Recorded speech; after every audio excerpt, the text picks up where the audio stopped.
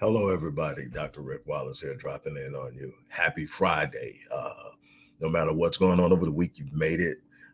This is the last weekday. Hopefully, you finish strong, no matter what. Finish. I can't tell you how important that is.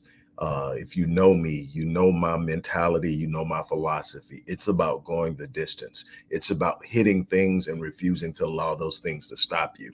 If you are set on finding excellence and greatness and exceptional living without challenge, without friction, without conflict, without struggle, you're going to be gravely disappointed because you'll never find it there. You're going to find it over in the lane of adversity, the lane of challenge, the lane of delay, the lane of setbacks, the lane of heartache and disappointment. You're going to find those things. Good morning. Good morning. You're going to find those things in the place where challenge exists, but that's where reward is created. That's where greatness is developed. That's where exceptional, extraordinary, phenomenal exists. So again, you have to keep pushing. Before I forget, look, tomorrow is Saturday. I'm going to be teaching this 7-day online business launch, which is the formula I literally use to relaunch and restart my own business career after having some major setbacks back in the 2000s. And I've used it over and over again to create new opportunities, new presentations, new things. And matter of fact, it has led to me having one of the most extraordinary things happen today. I can't share it with you because I've learned that when I put stuff out before it happens, the enemy and energy and everything moves against me. But I promise you, I'm going to share something with you tomorrow that's going to be in alignment with everything that's been happening, like the own podcast, the podcast housed by the own network that I participate in, and so many other things that are happening for Rick Wallace Institutes. But a major event is happening for the Visionetics brand. Rick Wallace brand is for as what I do to help people change their lives, and it's going to be a game changer, and I'm excited about it. And I'm going to leave that there. But I'm going to be teaching this course tomorrow. Now, the course in and of itself is a $400 course, but I've reduced it to $97. This course is actually, as I speak, being changed and sculpted to be an online course within the next couple of weeks or so. So I'm going to transition out of teaching. I can only take 50 people total. I'm going to do it this week, and I'm going to do it again next week. And I'm assuming by that time, all 50 slots will have been taken. And then I'm going to move this course online, and it will be sold for more than $1,000. And it will not have me personally teaching it. It will have the video version of me teaching it. And I guarantee you people are going to buy it. The market has already been tested, but I'm bringing it to you now. Not only am I offering to teach you how to get your business online, off the ground, and started and ready to accept revenue within 7 days. I'm also going to give you my Healing Emotional Trauma course, which is a $400 course. Breaking the Curse of Procrastination course, which is a $1,500 course. I'm going to give you those absolutely free. But you're going to have to sign up. There are only 50 slots left. For less than $100. You're going to get two 400 plus courses, a $1,500 course, and you get to sit in it and do this with me. I'm telling you that there's no reason for you to be sitting where you're at financially. There are too many opportunities out here. There's too many ways to monetize your skill set, monetize other people's inventions, products, and services. And there is absolutely no way that you should be where you are. I'm not telling you this is a get rich quick scheme. That there's no instant $1 million.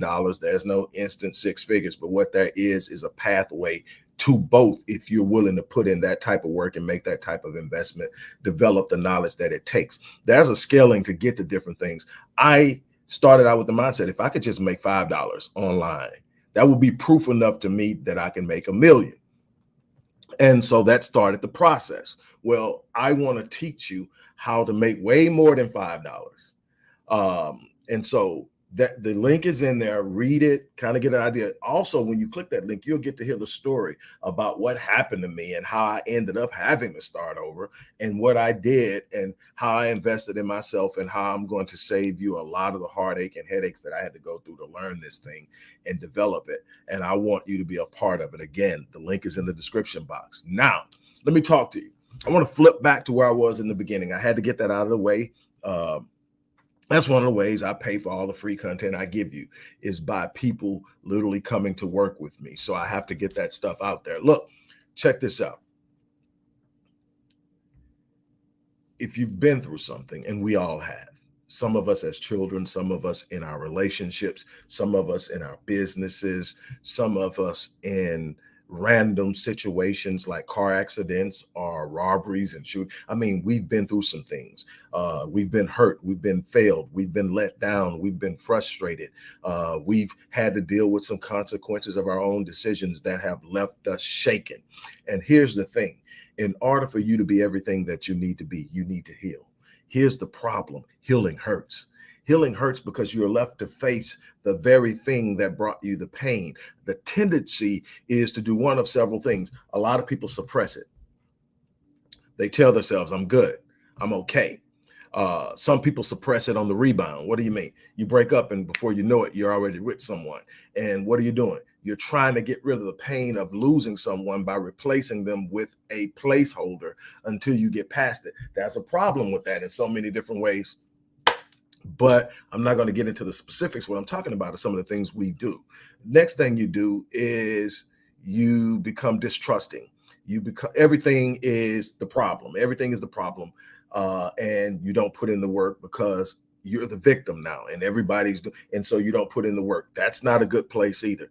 The other thing is you become hyper engaged, hyperactive, and nothing is ever going to happen to you again. So now you can't experience life in the joy of being loved and loving. You can't experience life in the joy of going after something great because you're in this corner of comfort, but you're afraid if I take that risk, I'll hurt again. I'll have another business setback. I'll have another financial problem. I'll have another broken relationship.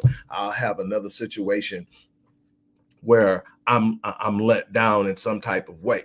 And you don't put in the work. Let me tell you something. Putting in the work to heal is an absolute necessity. And here's why. There's a need for wholeness in order to experience this life at the level that you were meant to experience it. More importantly, there is a need for wholeness in order for you to have the impact that you were designed to have. In other words, existing on this planet, in this world, in this space means that you have a purpose. It means that there's something inside of you. There's a gift. You're going to be hearing a lot about that word gift. I'll tell you that much. You're going to be hearing a lot about the word gift, a lot about the word, the term, the mind unleashed. And I'm going to be excited about how you're going to actually get this. But let me tell you, the natural proclivity when you experience pain is to get as far away from the pain as you can, as quickly as you possibly can. Very rarely do you face the dynamic that created the problem to ensure that you're aware of it and how you participated and moved in it that created it. Normally it's just, oh, that hurt. That person was responsible for it hurting, or this thing was responsible for it hurting, or this economy, or situation, or whatever it is that you're experiencing that has created this severe impact that has created some level of traumatic or emotional experience that you need to deal with.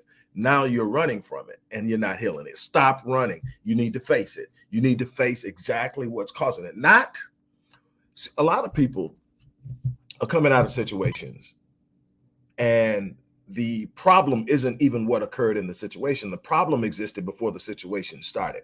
But convincing yourself that I'm good, convincing yourself that I'm healed, convincing yourself, I'm going to tell you something. I have a life coach. I have 2 spiritual advisors, and I have a therapist. I consider myself to be one of the foremost experts at human behavior and helping people change their lives. I've had some of the great names that everybody recognizes literally contact me and commend me on the way I do things. A big part of the reason that this new opportunity exists is that other people are starting to recognize it one at a time.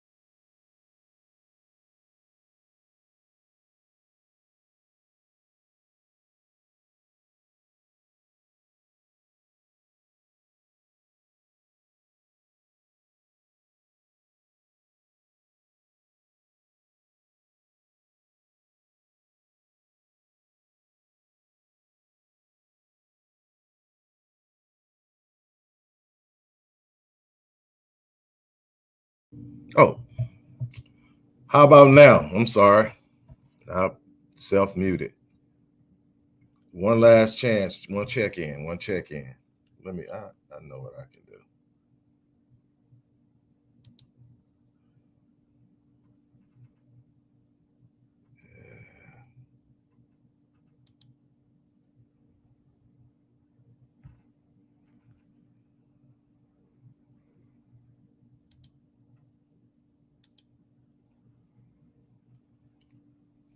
Okay, good. Good. Good. I don't know what happened, guys. I definitely apologize for that. Uh, all kind of technical difficulties, but anyway, the gist of what was missed in this, I'll do the best I can to edit it once I get it up. But the gist of this is there's a need for healing. There's a need for us to revisit those things that caused us pain. Simply thinking that time is going to heal all wounds is a very dangerous uh, endeavor. Uh, Time does not in and of itself heal our wound. Time is a part of a necessary element and component of the dynamic or equation of healing, but in and of itself, it doesn't heal. Healing requires engagement. Healing requires being in the proper environment. Healing requires that you are able to sit up and be in a place that allows, if you take a wound, an open wound, and you put it in the wrong environment, it will get worse. It will get infected. You could literally die from something that wasn't that lethal initially because you're not in the proper environment. Here's the problem with emotional and psychological wounds. Emotional and psychological wounds will tend to put you around people who are toxic, that are more dangerous to you, and will take something that wasn't that devastating and expand the injury or do what we call re-injury, traumatic re-injury, and then you actually end up worse because you didn't put in the work the first time. In other words, you got this cascading, evolving, and advancing reality in which you did not put in the work and the time, the energy, and the effort to heal. And what you're doing is attracting people. Energy resonates with like energy. So if you're down here in the same space with the people who are bitter, people who are hurt, people who are angry, people who are envious, people who are jealous, people, all the people that have had issues that they didn't deal with are going to be hovering around 250 hertz or lower. What happens is that energy resonates. You're attracting people that don't have the ability or the capacity to pour into you what you need. You literally have to make this uncomfortable push to pull yourself out of the natural desire to be in a place where you can tell people, this person did this to me, that person did this to me, and all. It feels good because you're venting, and you may need a venting session, but you can't stay in the venting stage. Why? Because the venting creates a negative energy. The venting keeps reminding you of the pain. The venting doesn't provide the outlet to do the necessary things to make sure that that type of person doesn't have access to you anymore. The way that you do that is you find people who can see the things in you you may not be able to see for yourself. You speak of yourself in a way that you may not feel at the time. You've got to talk to yourself. Why? Because as you declare in your life, you manifest. Words have so much power. Your self-talk is literally setting the stage for the manifestation of your reality. What are you saying about yourself? I'm hurt. I'm damaged. Well, why am I hurt? I'm damaged. They didn't love me. Well, why didn't they love you and care about you? They did this. Why am I this? Because I'm just a bad business person. I'm just bad with money. I'm just all these things we tend to say as a repetition of our interpretation of a past reality opens up the stage for how we move forward. Because what we're doing is we're constantly through our self-talk enforcing the subconscious idea of who we are, our self-image. And if we don't change that, we don't change our behavior, we don't change how we perceive ourselves, and we will never demand more of someone else in the way that they handle us. And how we have to tell ourselves something about ourselves we may not believe. You're beautiful, you're gorgeous, you're powerful, you're strong, you're smart, you are equipped.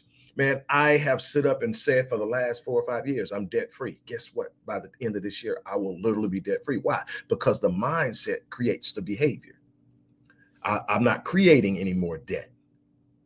If it can't be purchased, it's not needed right now. And so I'm building towards something because I'm going somewhere, and you have to tell yourself it's about that type of power. That's the thing you do. What are you telling yourself about yourself? That's a part of the healing process.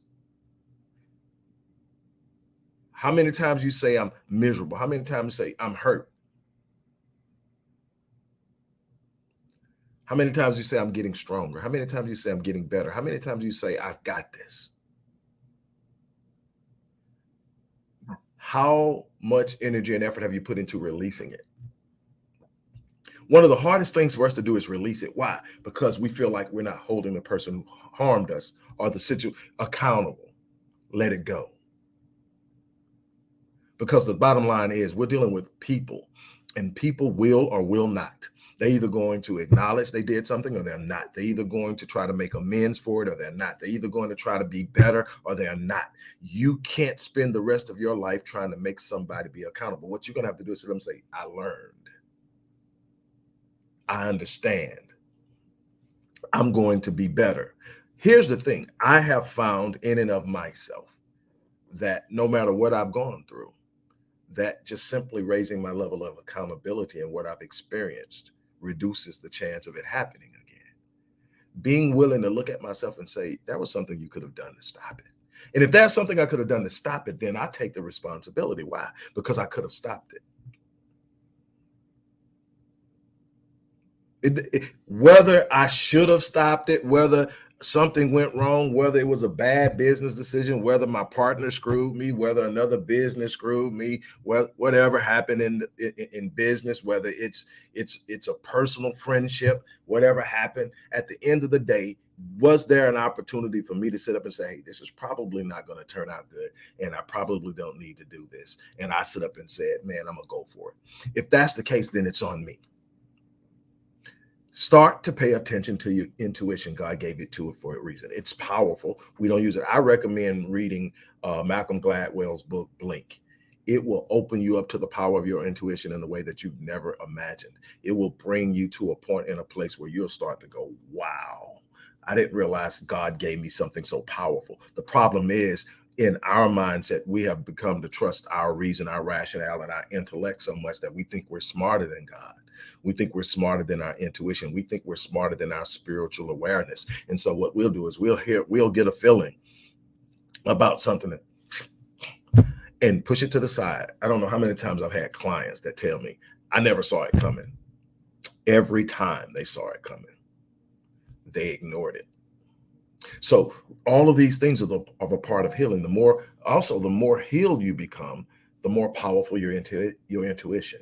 And while women are literally geared towards intuition more, your brains move from left to right. Men, our brains move from front to back. And so we don't operate on the same wavelength from a neurological perspective. How we see life, how we move in life. You're more spiritual. You tend to be more guided by emotional awareness. And in that sense, we're more guided about what we can do with our hands, what we can accomplish. What we do in our work heavily defines us. That's why when you get a man who can't find a job, or a man who is injured and can't work for a while, or a man who is incapacitated, he goes into deep depression. Why? Because his identity is associated with what he can accomplish. And if he doesn't find a way to find worth in something other than that, he's going to have a rough hold of it. So those are different things. But men still have intuition, not as strongly and as acute as women, but you can develop it. You can develop it by spending more time in a spiritual state, by spending more time before God, by spending more time engaging God, by getting out of your emotions so much and moving into a higher level where you are literally, when you start talking about gratitude on a regular basis, I don't care what you're going to, I'm telling you, it lifts a lot. I mean, I've gone through a lot in the last year. And if it wasn't for my desire to be grateful every day, it would have broken me. Honestly, it would have broken me because it was that emphatic. But what it was is I decided I'm going to wake up and I'm going to be grateful. Doesn't mean every day was great. Doesn't mean that I haven't had my moments. What it means is when I look at the level of what I've had to move through and overcome, just so many things, business and personal and everything coming at one time, and the demand to nail it or the consequence is, and all of these different things. And I said, I'm thankful. But see, the moment that I say I'm grateful, just the word saying I'm grateful and then saying thank you following it is putting me at 500 hertz on the hertz scale. 500 hertz. My energy is at 500 hertz. All that negative stuff I was telling you about earlier, envy, strife, jealousy, bitterness, anger, all that stuff, that's down at 250 and lower. Guess what happens as I move up? I move myself from away from that where it doesn't attract that, where it's not a part of my everyday encounter. Now it'll wheeze in, and all I have to do is make sure I'm where I'm supposed to be, and it can't have the same impact on me because I'm not on the same frequency. In other words, what? Energy attracts like energy, and energy merges with like energy. And that's why you can see me moving and doing the things I do. And it's simply saying, I'm not going to be down there. I'm not going to wallow in anything a long time. I have a 90-second rule.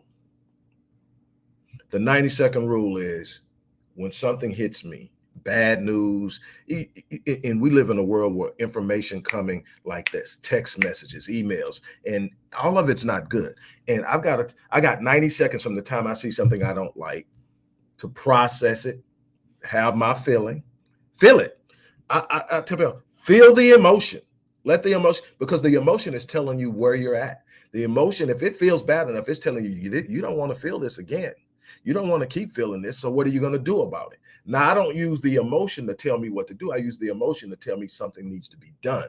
Emotions are indicative of a situation or a space.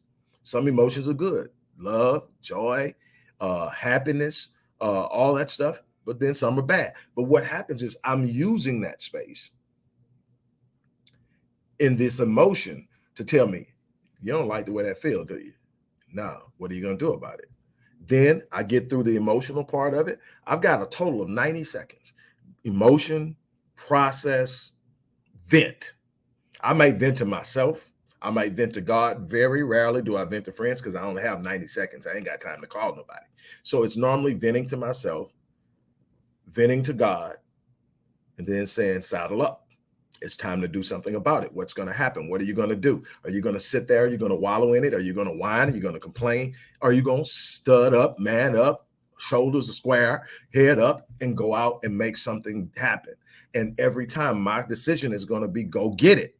And it's going to be a process, and it's not always going to be easy, and it's not always going to just lay down for me. But what I know is if I just sit there and wallow with it, it will chew me up.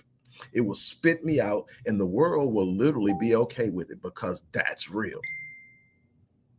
That's the reality of it. So, what I'm trying to get you to understand is there's a need for you to put in the work. It hurts. It hurts when something goes wrong. Healing hurts when you're trying to overcome or recover from something that goes wrong. But what hurts more is you look back 10 years, 15 years, and you're still dragging the anchor of the problem that occurred 15 years ago because you didn't deal with it. And now it's tearing up stuff in your current situation. It's tearing up stuff in your life. Just imagine if you came in the house with this big jack, you had to do some work on your car. And you got this big jack and you got the handle in the jack and you're trying to move around in your house and you got all these nice, beautiful things, but you're knocking them over and you're destroying them and you're damaging them and you're hitting the kids with it and you're hitting your husband with it or you're hitting your wife with it. And all of a sudden you looked around, everybody's banged up because you didn't put down what you should have put down long ago. That's what's happening when you keep dragging all of that emotional baggage forward. You're knocking down stuff, you're tearing up stuff, you're injuring other people. It's time to let it go. It's time to let it go. That's my challenge to you. And if you need to get help, get help. I told you at the beginning of this video, I have help. I've got a therapist, I've got a coach, and I've got 2 spiritual advisors that I lean into. Why? Because this world is big. And when you've got in your mind that you're going to do something great, it comes with challenges. It comes with weight. It comes with gravity. It comes with friction, conflict, and resistance. There's a force that comes from different places that doesn't want you to do what you were put here to do. But I refuse to play small. I refuse to entertain dwarf goals and colorless dreams. I refuse to sit back in a corner of comfort and squeak through, hoping nobody notices me and challenges me. I just want to make it. No, I came to make my presence felt. I came to leave an impact. I came to leave a legacy. And I understand that there are going to be some that don't like the legacy I'm leaving, some that don't like my disposition, some that don't like the sound of my voice, some that don't like the way I dress, some that don't like the way I look, some don't like the fact that people like me. It's going to be all of these different things coming at you. And you can only withstand it if you're healed. Some of my greatest struggles have been trying to take on massive endeavors from a place of brokenness. Oh, and you get there. Anybody that tells you they ain't never been at a place of brokenness, don't trust them. It's not avoiding the brokenness. It's understanding how to get through it and overcome it and heal from it. That's going to determine where you land in this world. That's my challenge to you. My challenge is for you to stand up and walk into your greatness. And it starts with healing. On that note, I'm going to get ready to get out of here. Like I always say, I live my life on full so that when I leave this place, I die on E. Again, for anybody that is looking to establish an online presence for the purpose of making money, I'm starting my first class. I'm only taking 50 people. I'm going to teach you the exact formula I've used for 12, 13 years to reestablish my business career online. And it has worked tremendously. It is still working. It is working better each time. And I'm going to teach you, no matter where you're at, you can start. And you can start with no startup capital. And I am taking this course, which is a $400 course, and I'm offering it until I get 50 people at $97. I'm going to give you 2 additional courses on top of it. I'm going to give you the healing emotional trauma. We just talked about healing. I'm going to give you the course that'll walk you through healing your trauma. And I'm going to give you the course, Breaking the Curse of Procrastination. Procrastination is the biggest thief of time. This course will show you how to overcome that. On that note, all that's in there, and you get to read a little bit of the story. When you click that link, it's going to take you to a landing page where you get to read a little bit of the story about what happened and how I had to come back and what I did and who helped me and how I moved. And then you'll get a chance to join me and let me help you. With that being said, look, I'm out of here. You guys have an unbelievable day. Thank you guys for putting up with the technical difficulties. I think we got it straight. I'll wait till it finishes loading, and then I'll go and I'll try to edit that technical glitch out, and the people who will follow won't have to deal with it. But thank you guys for putting up with it and sticking with me throughout it. I wish you the best. Have an unbelievable weekend. Let's make life worth living every day is my challenge to you. On that note, I'm out of here. You guys have an unbelievable day.